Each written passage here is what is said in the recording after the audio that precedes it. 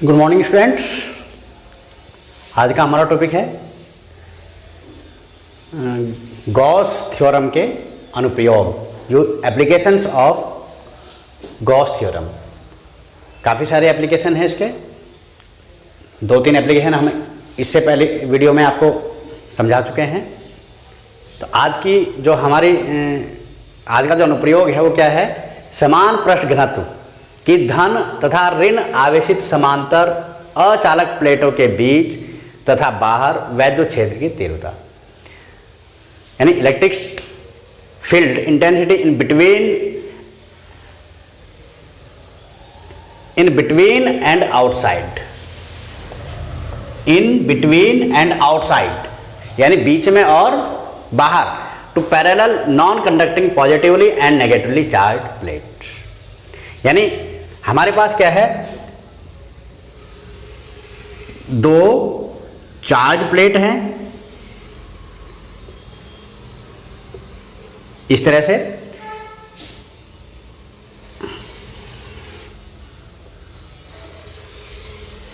ये हमारे पास क्या है, 2 नॉन कंडक्टिंग प्लेट्स हैं, अचालक सीट हैं, और एक पॉजिटिवली चार्ज्ड है और दूसरी नेगेटिवली चार्ज्ड है। दूसरी क्या है, नेगेटिवली चार्ज्ड। लेकिन दोनों का जो सरफेस चार्ज डेंसिटी है वो इक्वल है। ये 1 है और इसको हम 2 कह देते हैं। ये हमारे पास जो है non conducting positively and negatively charged plates हैं हमारे पास। मैंने आपको पहले भी बताया था, इससे पहले यूजी जब मैंने आपको समझाया था तो उसमें हमने क्या ली थी, कंडक्टिंग सीट ली थी। और जब मैंने उसको चार्ज किया था तो उसको वो उसकी आउटर सरफेस पर क्या हो गया था, डिस्ट्रीब्यूट हो गया था। ये इस तरह से दिखाया था। ये है कंडक्टिंग प्लेट, कंडक्टिंग सीट है ये। और मैंने आपको बताया था, जो कंडक्टर होता है, जब हम किसी कंडक्टर को चार्ज करते हैं, जब हम उसको आवेशित करते हैं तो वो क्या हो जाता है, उसके आउटर सरफेस पर, उसकी बाहरी सरफेस पर क्या हो जाता है, कलेक्ट हो जाता है, वहाँ पर डिस्ट्रीब्यूट हो जाता है, वहाँ पर। और बीच में क्या हो जाता है, शून्य हो जाता है, क्योंकि कंडक्टर जो है ट्रांसफर करता है करंट को। तो इसलिए जब हम इसको चार्ज करेंगे, जब हम इसको आवेशित करेंगे तो वो इसके आउटर सरफेस पर कलेक्ट हो जाता है। लेकिन जब नॉन कंडक्टिंग शीट है, अब नॉन कंडक्टिंग शीट क्या करती है, जो इंसुलेटर है, ये तो नॉन कंडक्टिंग शीट इंसुलेटर, और इंसुलेटर करंट को या चार्ज को ट्रांसफर तो नहीं करता। तो इसलिए जब हम उस पर चार्ज दिखाते हैं तो वो उसके ऊपर इक्वली डिस्ट्रीब्यूट दिखाते हैं, ये समान रूप से आवेशित है। और जो हमारी कंडक्टिंग है, वो जो कंडक्टिंग शीट होती है उस पर हम उसके बाहरी सरफेस पर दिखाते हैं। ये मैं आपको इसलिए बता रहा हूँ कि कई बार हम इसी तरह की प्लेट हमने यहाँ ले ली, यहाँ पर हमने इसके ऊपर चार्ज दिखाया है, चार्ज डिस्ट्रीब्यूशन जो क्या है, इसके बीच में क्या है, ऊपर किया है। ये अभी इससे पहले एप्लीकेशंस में मैंने जो लिया था वो कंडक्टिंग शीट ली थी, और उसके बाहरी पृष्ठ पर, उसके आउटर सरफेस पर मैंने चार्ज डिस्ट्रीब्यूशन दिखाया था। तो मैं आपको इसमें अंतर बता रहा हूँ कि ये कंडक्टिंग सीट है, ये है कंडक्टिंग सीट, ये कंडक्टिंग है, और ये नॉन कंडक्टिंग है, ये है नॉन कंडक्टिंग। तो इसमें आप अंतर समझिए। मैं आपको पहले भी कई बार बता चुका हूं, जो कंडक्टर होता है, जब हम किसी कंडक्टर को चार्ज करते हैं, आवेश देते हैं, तो वो क्या होता है, उसके बाहरी आउटर सरफेस पर, उसकी बाहरी सरफेस पर डिस्ट्रीब्यूट हो जाता है। इसलिए जब ये कंडक्टिंग शीट है तो इसकी बाहरी सरफेस, जितना भी हम इसको आवेश देंगे वो इसकी बाहरी सरफेस पर डिस्ट्रीब्यूट हो जाएगा। लेकिन चूंकि नॉन कंडक्टिंग शीट है, यानी अचालक शीट है, तो चूंकि इस पर जब हम आवेश देते हैं तो वो उसके ऊपर ही समान रूप से वितरित दिखाते हैं, और उसके आवेश वितरण से ही हमें पता लग जाता है कि ये नॉन कंडक्टिंग शीट है। तो इसलिए अब हमें क्या है, हमारे पास इस तरह की 2 नॉन कंडक्टिंग शीट है, और ये दोनों क्या हैं, इक्वल एरिया की हैं। इनका जो सरफेस चार्ज डेंसिटी है वो भी इक्वल है, और अब हमें इन दोनों के बीच में कहीं पर और इन दोनों के बाहर कहीं पर हमें क्या क्या देखना है कि electric field, total electric field हमें निकालना है कि यहाँ पर कितना इलेक्ट्रिक फील्ड होगा, इन दोनों के बीच में कितना इलेक्ट्रिक फील्ड होगा, इनके बाहर कितना इलेक्ट्रिक फील्ड होगा। अब अगर मैं ये बिंदु P कह दूं, इन दोनों के बीच में प्लेट 1 और प्लेट 2 के बीच में कोई बिंदु P है, और मैं यहाँ पर कह दूं कि मुझे यहाँ पर क्या देखना है, इलेक्ट्रिक फील्ड देखना है, टोटल इलेक्ट्रिक फील्ड। तो पहले ये देखेंगे शीट 1 के कारण इस पर जो इलेक्ट्रिक फील्ड होगा उसकी डायरेक्शन क्या होगी, उसकी डायरेक्शन ये होगी E1। अगर मैं इसको E1 मान लूँ, इसके कारण शीट 1 के कारण जो इलेक्ट्रिक फील्ड मैं यहाँ पर मान लेता हूँ E1 मान लेता हूँ, तो वो किधर को होगा, पॉजिटिवली चार्ज से परपेंडिकुलर बाहर की ओर, परपेंडिकुलर बाहर की ओर। और अब शीट 2 के कारण, इस शीट 2 के कारण जो P पर क्या होगा, इलेक्ट्रिक फील्ड होगा, उसकी डायरेक्शन किधर को होगी, वो भी शीट 1 से बाहर की ओर परपेंडिकुलर, यानी शीट 2 की ओर परपेंडिकुलर होगी। क्योंकि जो नेगेटिवली चार्ज होता है उसके कारण जो इलेक्ट्रिक फील्ड की जो डायरेक्शन होती है वो परपेंडिकुलर उसकी ओर को होती है, तो इसलिए E2 के कारण भी उसकी ओर होगी।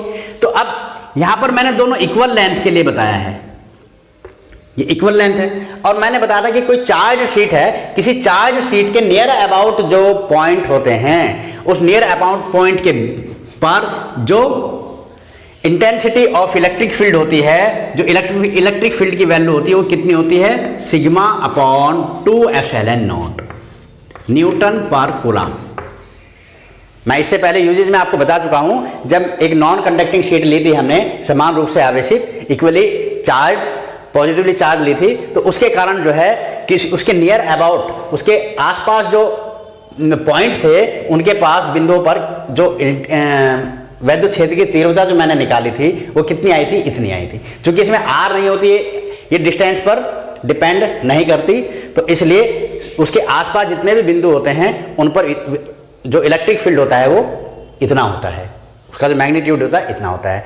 तो इसलिए पॉइंट P पर जो E1 और E2 की वैल्यू होगी वो इक्वल होगी, क्योंकि ये हमें पता है कि शीट जो कंडक्टिंग शीट होती है या नॉन कंडक्टिंग शीट के पास जो भी होता है, जो हमारी चार्ज शीट होती है, चार्ज शीट के पास सभी बिंदुओं पर जो वैद्युत क्षेत्र होता है उसकी वैल्यू समान होती है, उसका मान समान होता है। इसलिए बिंदु P पर इस शीट के कारण भी जो इलेक्ट्रिक फील्ड होगा वो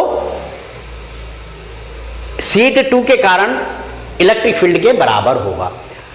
अब आप ये कहेंगे कि ये पॉजिटिवली है, ये नेगेटिवली चार्ज है, तो बराबर कैसे हो गया, इनका मैग्नीट्यूड बराबर होता है बट इनकी डायरेक्शन अलग हो जाती है। देखिए शीट 1 के कारण डायरेक्शन E1 है, E1 डायरेक्शन शीट E से बाहर है।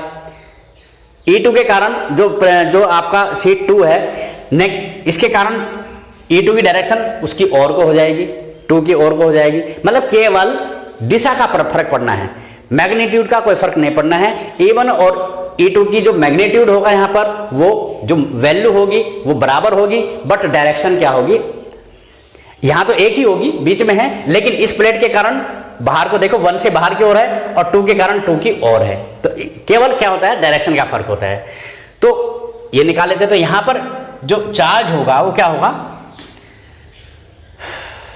हाँ, तो चादर 1 व 2 के बीच,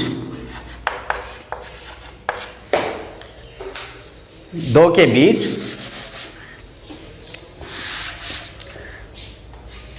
चादर 1 व 2 के बीच स्थित बिंदु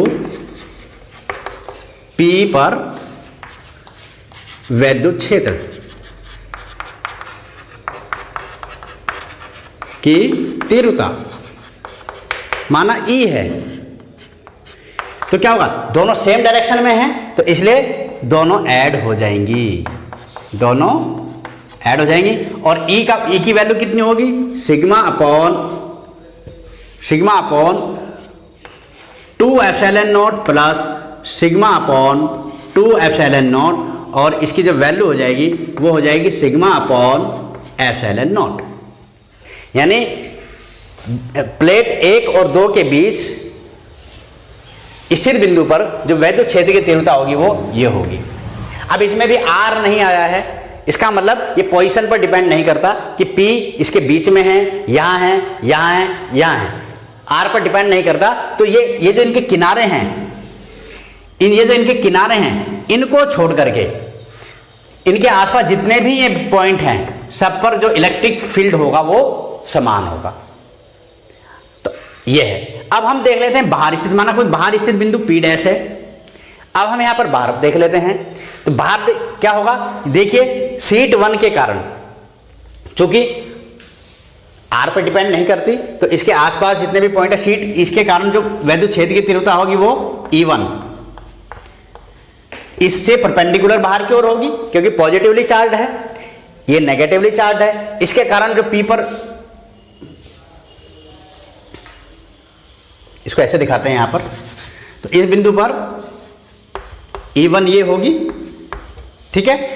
अब P2 पर इसके P डैश पर, इसके कारण जो हमारी नेगेटिवली चार्ज प्लेट है, इसके कारण क्या होगी, अपोजिट डायरेक्शन में होगी। ये यानी P डैश पर वैद्युत क्षेत्र की तीव्रता, वैद्युत क्षेत्र की तीव्रता 1 के कारण क्या होगी, E1 हो जाएगी सिग्मा अपॉन 2 एप्सिलॉन नॉट, क्या, 1 से दूर, उसकी डायरेक्शन क्या होगी, 1 से दूर। 2 के कारण चादर, 2 के कारण कितनी हो जाएगी, E2 हो जाएगी, वो भी इतनी होगी क्योंकि इलेक्ट्रिक फील्ड तो इक्वल ही होगा, बट 2 की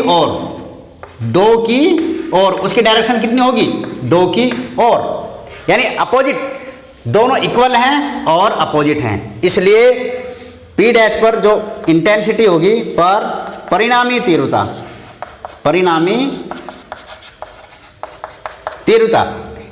E की जो वैल्यू होगी, या इसको मैं E डैश कह देता हूं, तो E का रहने दें, E की वैल्यू जब क्या होगी,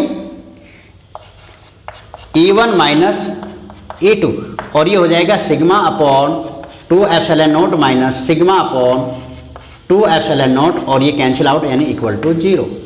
यानी बाहर स्थित बिंदु पर क्या होगी, वैद्युत क्षेत्र की तीव्रता 0 हो जाएगी। तो इस तरह से हम ये निकाल लेते हैं। अब कि कोई हमारे पास 2 अचालक शीट हैं जिनका सरफेस चार्ज डेंसिटी क्या है, वो इक्वल है, आवेश का पृष्ठ घनत्व बराबर है, और वो पॉजिटिवली और नेगेटिवली चार्ज 2 प्लेट हैं, एक दूसरे के पैरेलल स्थित हैं, तो उनके बीच में जो इलेक्ट्रिक फील्ड होता है वो इस सूत्र से हम देते हैं, और उनके बाहर स्थित बिंदु पर क्या होता है, वैद्युत क्षेत्र की तीव्रता 0 होती है। तो इस तरह से हम इस केस में इनको हम निकाल लेते हैं कि क्या है। अब इसका यूजेज क्या है, मतलब ऐसा हम की जरूरत क्या है, आवश्यकता क्या पड़ी हमें इस तरह से। एक्चुअली जब हमें क्या करना होता है,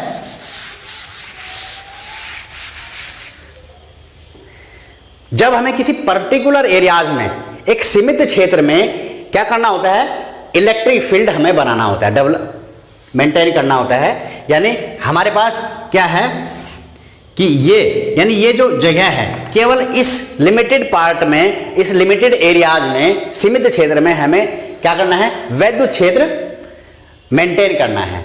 तो तब हम इस तरह का समायोजन करते हैं, क्योंकि आप देख रहे हैं कि जब मैं एक पॉजिटिवली चार्ज और दूसरी नेगेटिवली चार्ज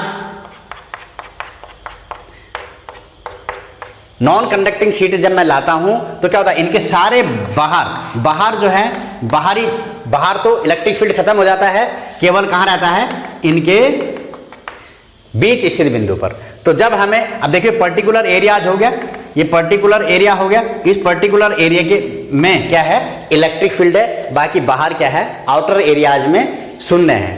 तो जब हमें ऐसा करना होता है तो तब हम इस तरह का समायोजन बनाते हैं। ठीक है बच्चों। अब लेकिन इसमें कंडीशन है, इसकी शर्त भी है कि उस कंडीशन में क्या है कि जो ये हम नॉन कंडक्टिंग शीट लेते हैं, ये क्या होनी चाहिए, इनके बीच की जो ये डिस्टेंस है, इनकी बीच की डिस्टेंस के कंपैरेटिवली तुलनात्मक जो है ये बड़ी होनी चाहिए। इनका जो क्षेत्रफल है वो क्या होना चाहिए, बड़ा होना चाहिए, और इनकी बीच की दूरी क्या होनी चाहिए, कम होनी चाहिए। तो अगर ऐसा समायोजन तैयार करते हुए हम सीमित क्षेत्र के भीतर लिमिटेड एरियाज में इलेक्ट्रिक फील्ड मेंटेन कर सकते हैं। Thank you.